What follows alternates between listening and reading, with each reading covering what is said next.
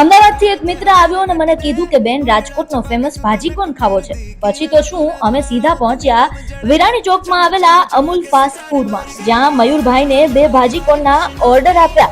મયુરભાઈએ ભાજીને તવા પર શણગારવાનું શરૂ કરી દીધું. પહેલા ભાજી નાખી, પછી કેટલાક મસાલાઓ નાખ્યા, ત્યારબાદ સમારેલા કોબીજ, ગાજર અને ડુંગળીને ભભરાવ્યા. બાદમાં અલગ અલગ પ્રકારની 2-3 ચટણી, મસાલાવાળા દાણા, બટર સહિત કેટલી વસ્તુઓ નાખી અને પછી ભાજી ગરમ થવાનું શરૂ.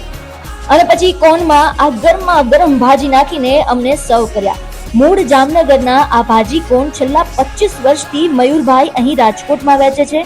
મયુરભાઈના પુત્ર પણ હવે જોડાયા છે અને ત્રીજી પેઢી આ ધંધા સાથે જોડાઈ છે.